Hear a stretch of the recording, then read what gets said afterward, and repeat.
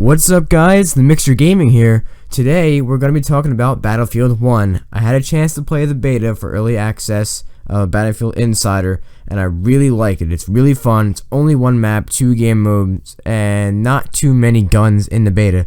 But of course that has nothing to do with the full release. We're just going to talk about how it is compared to the trailers for it. And really, well, I love Battlefield 1. I want to say that it's getting most of the hype from Call of Duty because a lot of people hated and were upset with Call of Duty this year from what they announced, and a lot of people hopped the Battlefield 1 train because they put out what we want, an old-timey shooter, World War I shooter. That's what we wanted. We wanted boots on the ground at least, and then there's some people that wanted to go more than boots on the ground. They wanted to go back in time, and we haven't had a good shooter that goes back in time in a long time, so leave it up to DICE for them to make that happen.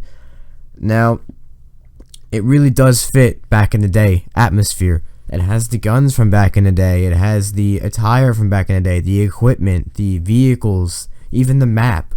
It really puts you in a World War I like state.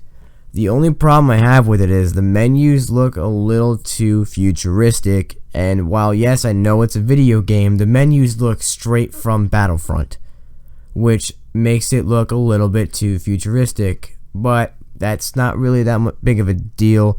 It does pull away from the immersion a little bit, but the gameplay absolutely makes you feel like you're in war in World War I. It really does, and I really, not that I know how it feels, but there wasn't a single moment where I told myself that I was safe. Every second when you're playing this game, you know anything can happen. And it's the intensity. It really, I can only play it a couple hours at a time because I just couldn't take that. I had to get something to eat. I couldn't take the intensity the game actually put on me, and I haven't had a game do that in a while, unless I somehow forced it to through corruption or something, like an older game. But really, it's a really fun game. It's only one map, 2 game modes. Like I said, very minimal guns and very like bare bones modifications, and that I like that because it fits how it was back then. It didn't have holographic sights and laser sights and grenade launchers on the fucking gun back then. They just had maybe a sight that zooms in, maybe a different reload mechanic, but in a different stock, maybe a grip at the most. That's it. The bayonet charges are really cool. The dynamic weather, the map's never the same. It's the same layout, but it might be darker, brighter, it might be more stormy, it might be more rainy, it might be more cloudy. It changes each map or each game. So no matter how many times you play on that one map, it really doesn't always feel the same because the dynamic weather makes it change over and over again, and that's more than just one match. It'll change every single match that you do, and I never really quite felt like playing on the same map for an entire day made me play the same exact type of match. For playing the same map, same game mode with the same guns all day, I was pretty entertained. And I like it. It's fun. It's old-timey shooter, boots on the ground. There's, like I said, the menus are a little futuristic and the announcer sounds a little modern and futuristic type, but I can look past that because the immersion that the actual gameplay puts you in is exactly what we expected on the trailer. Being on the horse is fucking cool. Being in the land ships is so fucking cool. Actually having to duck down in the trenches to avoid gunfire, that's the best part about the game.